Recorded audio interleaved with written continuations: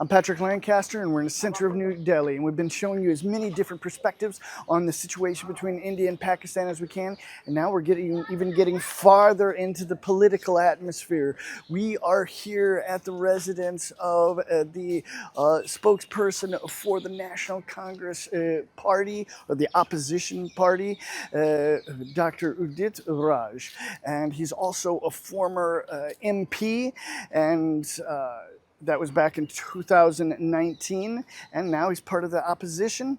The National Congress Party was formed in 1885, and in 1920, Mahatma Gandhi led the party to lead the independence movement, the successful independence movement that led to India gaining independence from the United Kingdom. And when it was first founded in 1885, it was the first national movement to emerge in the British Empire in Asia. And again, we're getting as many perspectives as possible before we move on to the contact line, or the front line of the ongoing conflict between India and Pakistan. We're going to get the opposition opinion of what's happening here in India. Not only the war, not only the conflict, but also the political situation, daily life here. So this should be pretty interesting. We've been showing you as many different perspectives as possible, and of course, we can't just show you one. We've got to show you the opposition as well. So please like, share, subscribe. Remember, I'm a totally independent crowdfunded journalist. You support my work with the link on the screen or in the description. Really, take a second to go down to the link in the pinned comments, click on it, donate, because I'm only able to do this work with your support. No monetization on YouTube, only supported by you. So do it right now. Support my work here. And also, comment below what else you want to see, what I'm doing wrong here, what I'm doing right. I mean, I'm not a professional here. This isn't my area of expertise, but I'm here to show you something while I learn it as well. So please like, share, subscribe. There's so much more to come. Let's get to it. And now we have arrived. We're here with Dr. Udit Raj. Hello, sir. Yeah, hello. Can you please let our audience know a little bit about yourself and introduce yourself, if you'd be so kind? Yeah, I'm Dr. Udit Raj, formerly Member of Parliament. I was Member of Parliament from Northwest Delhi, and the period was 2014 to 19. And currently, I am National Spokesperson of Congress, also National Chairman of Unorganized Workers Employees, that is the Department of Congress. Popularly, or as per social system of our country, media portrays me as a Dalit leader. Dalit means untouchables. So, say about 16% population in India is untouchable. That is called scheduled caste, that Dalit. So that's that is a popular nomenclature normally, and of course I'm a leader of Congress, but at the same time I definitely champion the cause of minorities, that is Muslims and Dalits and other backward castes. At the same time, I'm also feminist. So I've been in many countries for human rights advocacy, but of course, last year in 2024, I contested election from Northwest Parliament from India Alliance. You know that there are two alliances in our country. That is, one is the NDA headed by Mr. Modi, and other one is headed by Mr. Rahul Gandhi. So from this side, I contested election. However, I could succeed, and I welcome you. Thank you very much, Doctor. As far as the Congress Party, I've done a little research, and for the audience as well. Can you explain to us what exactly are the roots of the Congress Party and what the party entails? See, the Congress Party was founded in 1885, and it was founded for liberation of Indians because it was a colony of British. and it's an old, very very old party. You can imagine, of course, on 1885, almost going to be 140 years old party. It's a liberal party and a secular party, and uh, it represents the plurality and diversity of Indian society.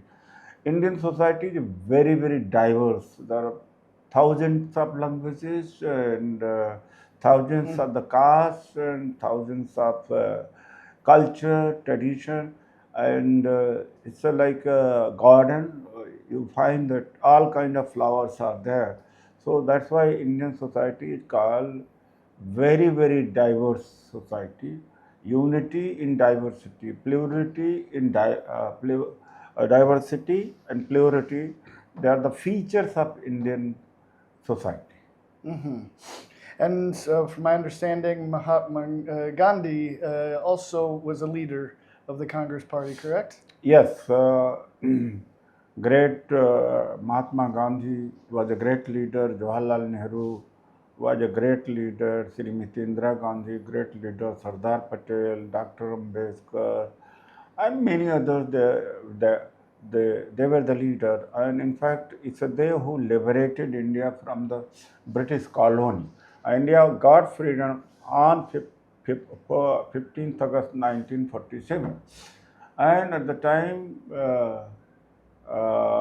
two countries from this continent, of subcontinent, you can say, were created. One was Pakistan, and of course, India is here. You are already, you know it. And afterwards, from Pakistan, there was secession of that country. That, of course, one more country was uh, was born from Pakistan, that is Bangladesh. And how, one thing I've been trying to show my audience over the last days here is, of course, there's a lot of turmoil going on between India and Pakistan, and I've been trying to show my audience the different views and different perspectives here in New Delhi of what is actually happening and what's been happening over the last month. Can you kind of give us your view from the party view? On 22nd of April 2025, a very gruesome incident had happened at Pahalgam. Pahalgam is a place which is uh, in one of the states of India, that is Jammu and Kashmir.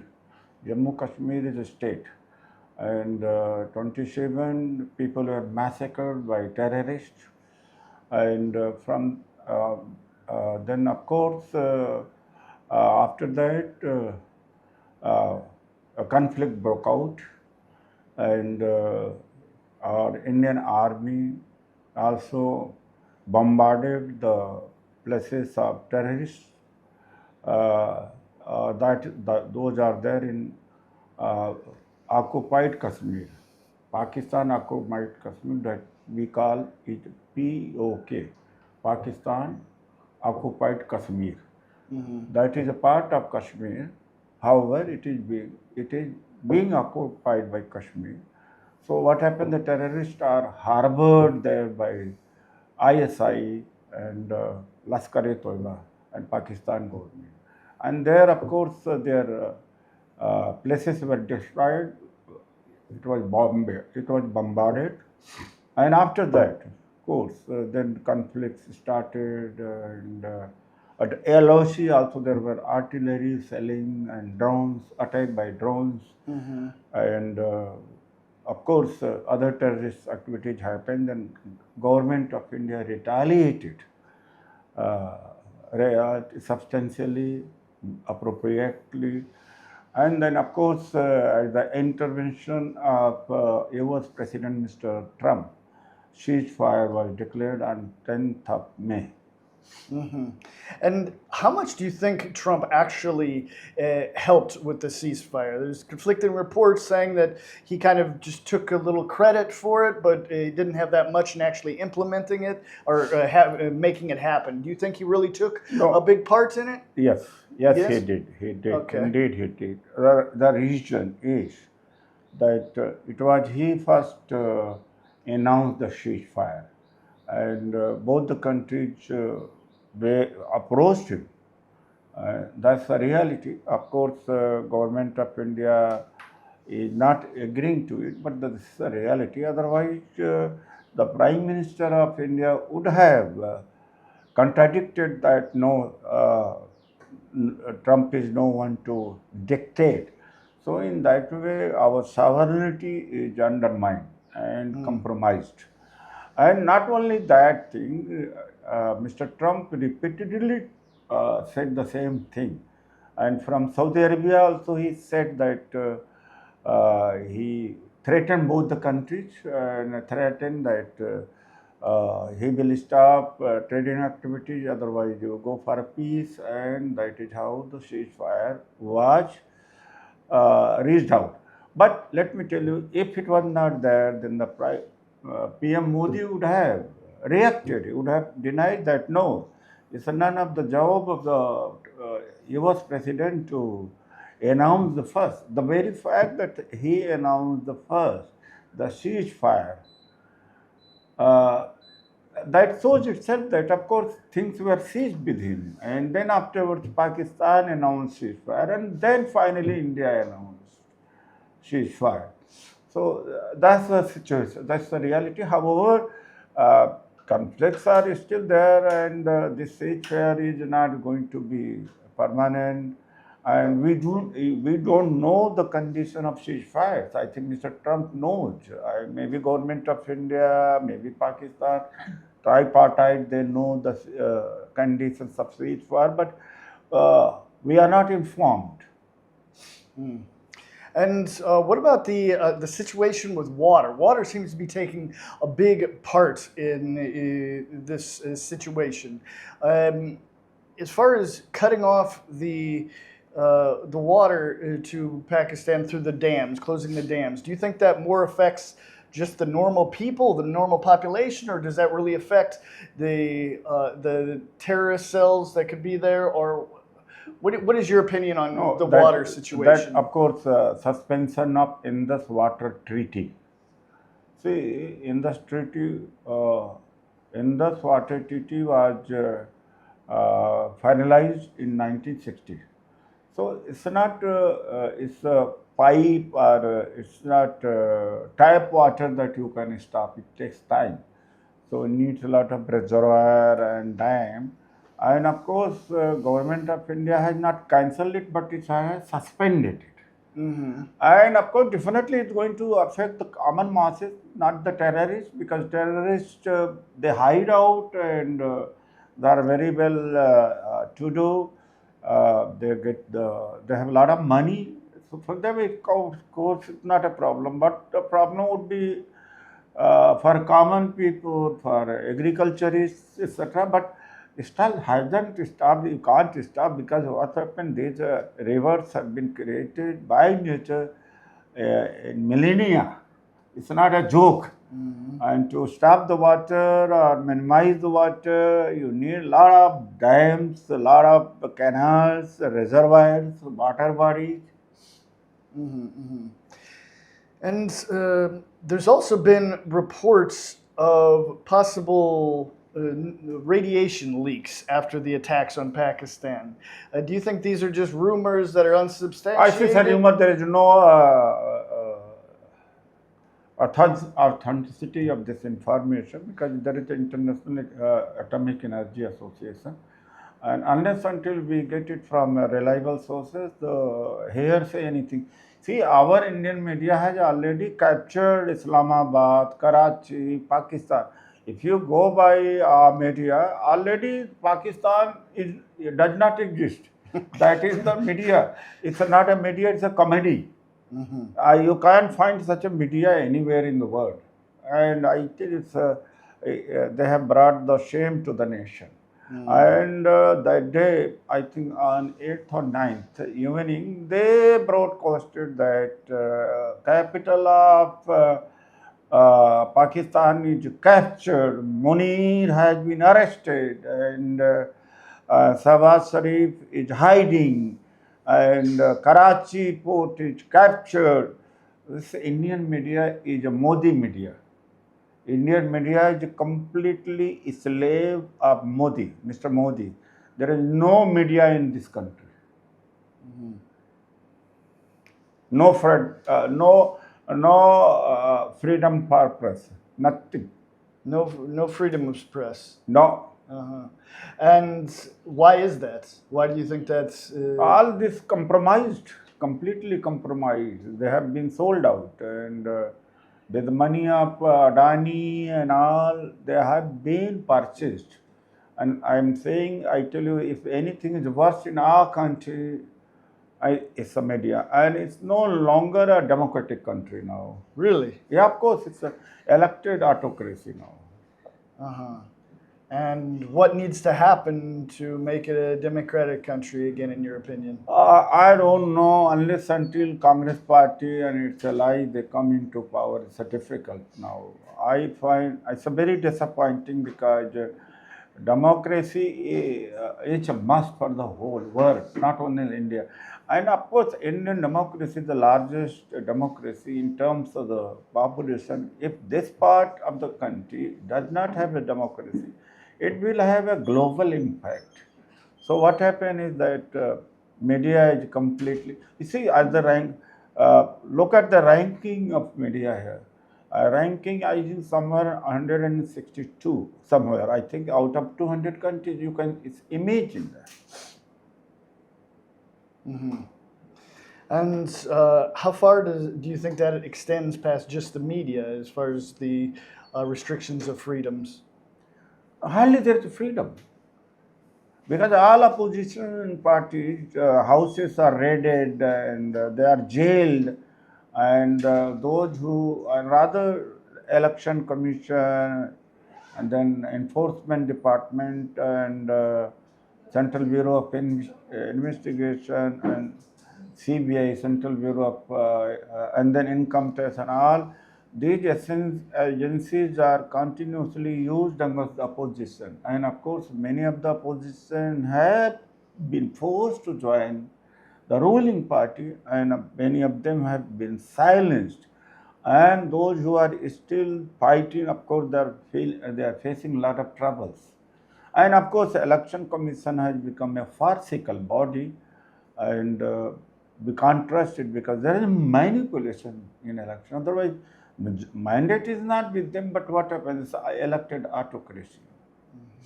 Well, so obviously you feel free enough to make these statements. Do you ever have any? It doesn't make any difference. You make the statement, doesn't make any difference. Do you ever have any retaliation for making statements like yes, this? sometimes it happens. Of course, we are a second largest party. This party has been in power for 55 years. So what happened? Otherwise, many journalists have been jailed, many YouTubes have been banned, and even my ex, I don't know, my ex account is algorithm has been somewhere has been manipulated, and I used to have 1 million, 2 million likings, now only few thousand. So ever since Trump took Elon Musk took over, and they said that it's because of a change of technology, change of management, it will be all right, but still it hasn't. So I suspect that the ruling party has manipulated, and of course it was done with Rahul Gandhi, who is a leader of opposition, but when it was made a hue and cry, then of course then they lifted the control. Otherwise, they are controlling it. They are controlling it. So even, and those YouTube channels which are giving right information, right news, they are being harassed or they are being blocked. And what do you think the major things people in maybe the United States or for the rest of the world, everywhere besides India, that doesn't know about the real situation here in India? What would you tell people that they Mr. need Modi to is know? a manipulator. You see, for one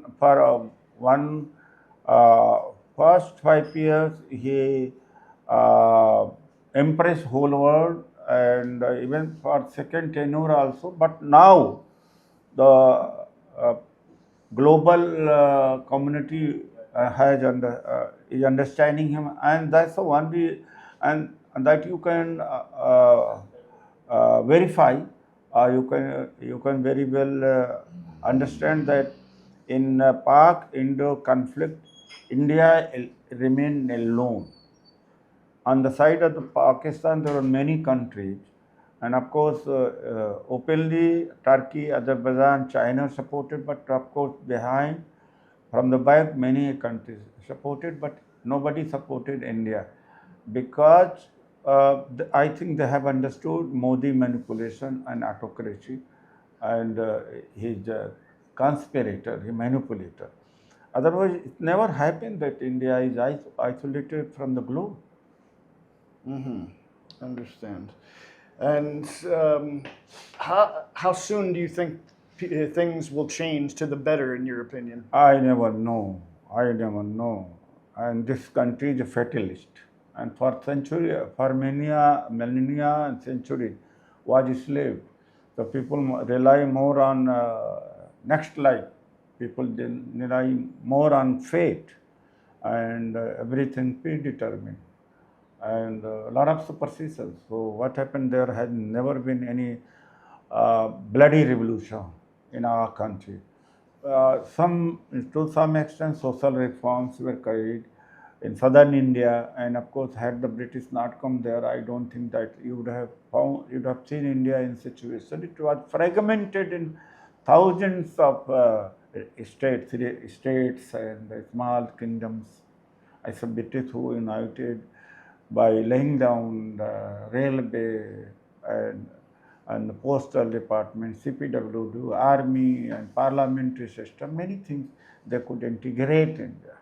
And so I don't know because people here are very passive. They think that it's everything is predetermined. Majority think that they can't do it because it's all God willing is happening. And back to the Pakistan issue. Many people around the world say, why can't there just be peace? Well, what could happen, if anything, for there to be real, long-lasting peace between India and Pakistan? See what happened when USSR uh, had influence in Afghanistan. So to count the US tried to counter that, or rather tried to check the expansion of communism, but it was were not successful. Then they created militants to fight. So Afghanistan was so much modernized in 1780 when the communist regime was there. Then I think at the time of the Bush, a lot of literatures were dumped, and fundamentalism was preached. They were given the guns, and they were given the training, and they could overthrow the communist regime. And after the communist regime was overthrown from Afghanistan, then there was no work left for those terrorists, trained people. Then they started moving in other parts, and otherwise before that it wasn't the situation. West Asia was very peaceful Asia, and of course now what happened, they are in Lebanon, of course, many parts of the country are there. So it's a very complex. It's not going to be die down and not going to be eroded because it has large internet interconnection. So very Not large. so simple. Not simple. Understand. Well, is there any last words maybe you think the world needs to know before we head out? What our word wants to. Is there anything else that you think our subscribers might need to know? Yes, certainly. I would pray. I wish that, of course, peace prevails, and I don't know why people cling. I remember two instances. One, that when Alexander met Diogenes, you might be knowing, he was a Greek philosopher. And first, Alexander summoned him, he did not come.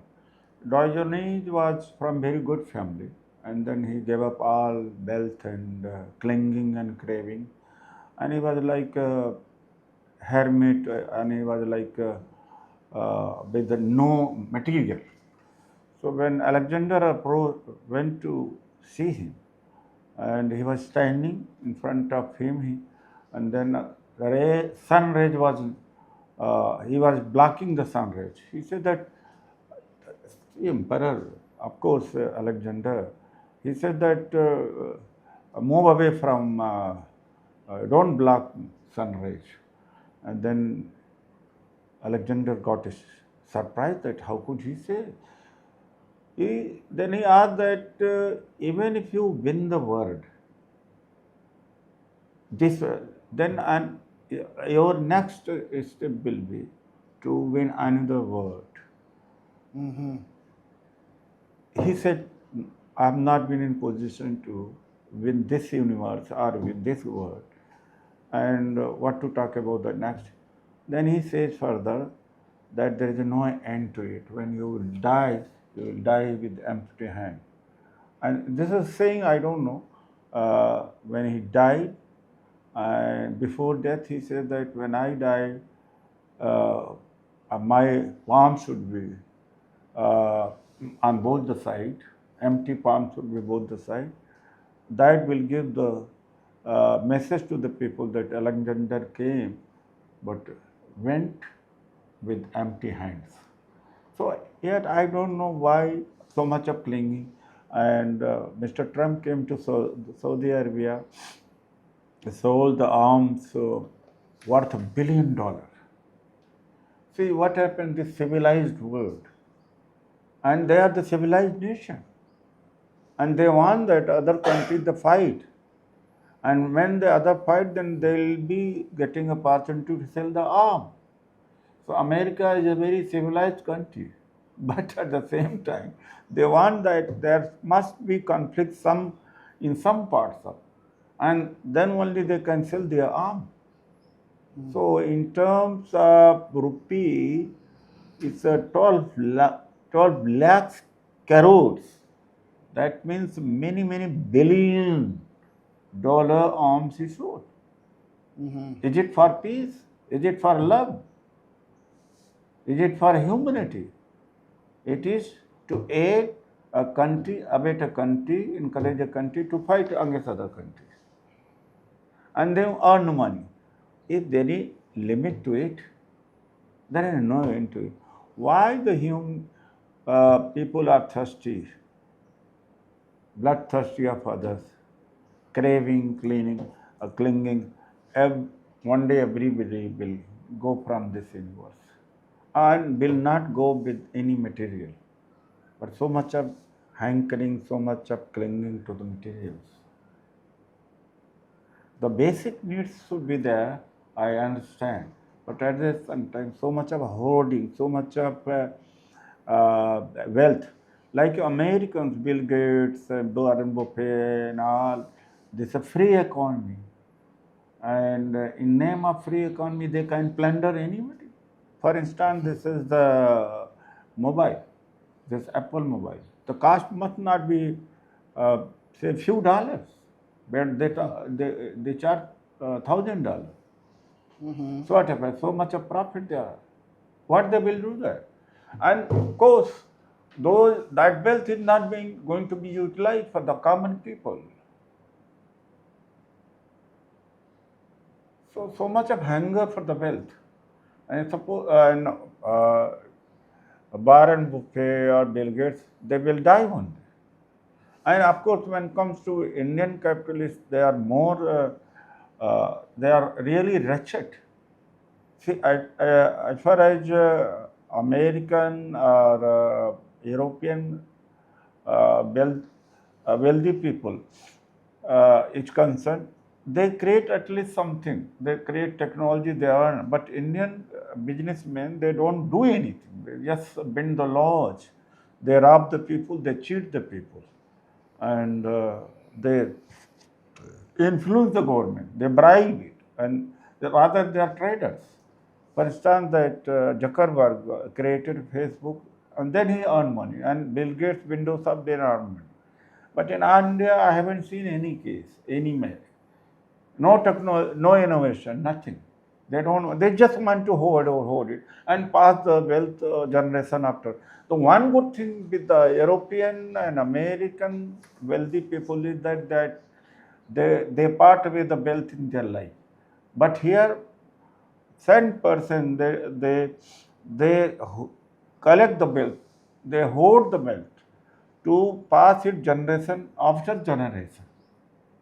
Seventh generation is very famous thing here that, of course, he has earned money for seventh generation. This is a very popular saying here that any officer, businessman, politician, if he collects money, has a lot of money, then people say that, oh, he has earned money for seventh generation. Mm-hmm. At least that concept is not in America, not in Europe. Mm-hmm. So what happened, I want to convey one thing to the humanity, that everything will be left after the death, after this life comes to an end. Then why so much of clinging, fighting, hatred, snatching, conspiracy? This is what the message I want to give to the people through you. Mm-hmm. Well, thank you very much, sir, Doctor. I really appreciate it. And hopefully our audience got something out of this like I did. We've got a lot more to come, a lot more reports. We're going to be going farther past the city and showing all the information we can here on the ground. So please like, share, subscribe. And remember, I'm an independent crowdfunded journalist. You can support my work with the link on the screen or in the description. Thank you very much. All right. Mm-hmm. All right. Thank you. All right, well, that was pretty interesting. I didn't expect him to come that hard on the sitting government as he did, but we're showing you everything we get as we get it. No narrative, no special editing to put words in people's mouths. The whole thing, as it happens, as we see it. So I hope you got some information out of this. Don't just watch one of my interviews. Watch all of the interviews to get a full picture. And don't just watch all of my interviews. Watch interviews from other sources, not just Indian sources, but Pakistani sources as well. As I say in all my reports, get as much information from as many different sources, because I don't have all the information, not one source does. Not two sources don't, three sources don't. You need to educate yourself, think for yourself, outside the box. You're not led like sheep by the media. Got so much more to come. We're going to be starting to work our way close to the front line. Hopefully we get there for you, to show you what's really happening. Please like, share, subscribe, and go down and donate to this trip and future reports, because I'm only supported by you and I only report to you. We're out.